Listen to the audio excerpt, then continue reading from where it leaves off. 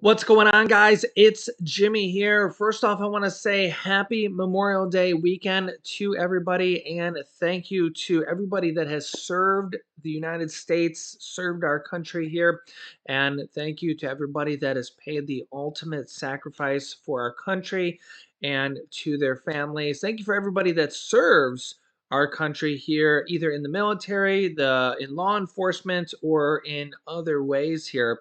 Um, Thank you so much.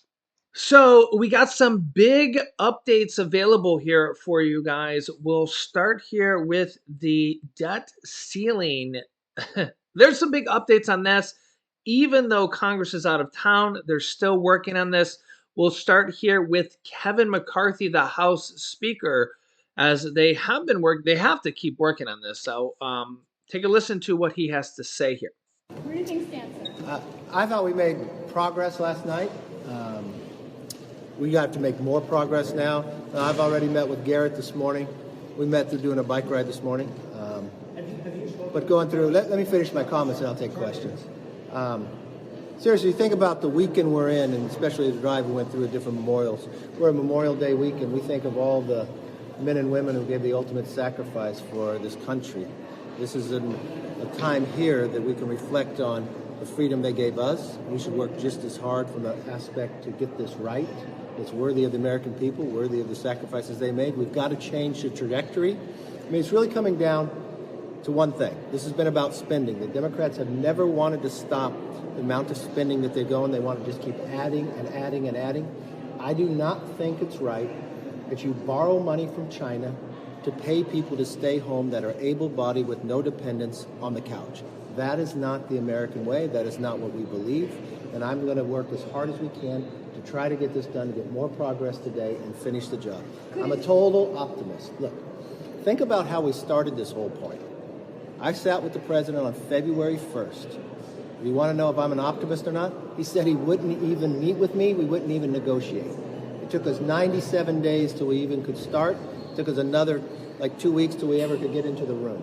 But now we've got a short time frame. We're going to work hard to make sure we get this. Do you think there'll be a deal today? Do you think there will be a deal today? Huh? Do you think there will be a deal today? Look, I'm going to work as hard as I can. As soon as we get a deal, we're going to get a deal. But it has to be worthy of the American people and the sacrifices of. Will you speak to the president? Okay, so a couple things now here is that the Treasury, as they're literally taking in money here and spending money here by the day, the Treasury is now saying that the new deadline, as they're accounting here by the day, is June 5th. Yeah, the U.S. now has until June 5th to act on the debt ceiling, Treasury Secretary Janet Yellen says, saying the letter Friday, the country has until June 5th to act or trigger a potential default. Yeah.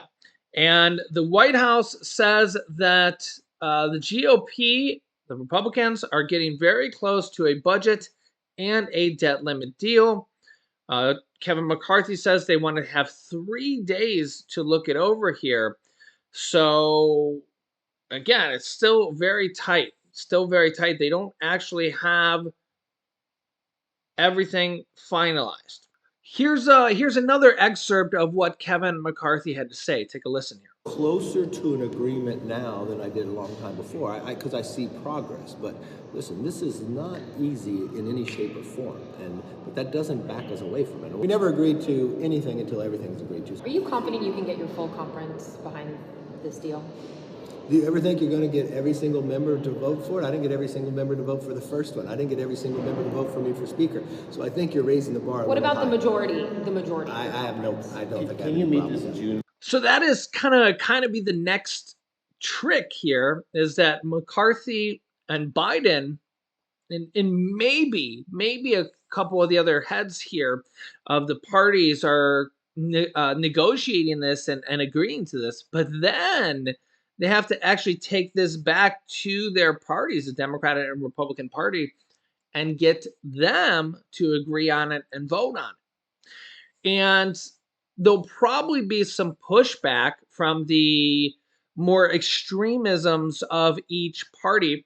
Remember here that, for example, on the Republican side, the extremes of the Republican side want very dramatic cuts, and the extreme on the Democratic side don't want any cuts at all.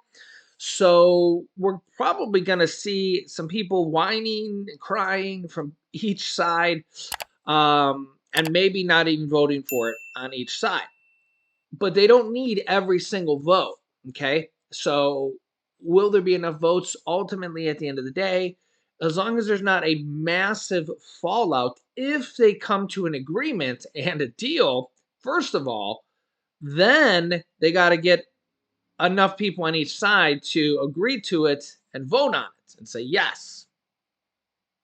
All in time before the country defaults. In fact, I see in this headline here, the US government has so little money right now that there are billionaires, individual people that have more money than the US Treasury right now. I know, can't make this stuff up, but here's the people that actually have more money than the US government right now. Data from the department's website shows that the US Treasury's cash balance fell to under $50 billion on Wednesday, a drop from about $76.5 billion that it had on the close of Tuesday. So as you can see, it's literally dropping by the day. And probably even less here. Let me see.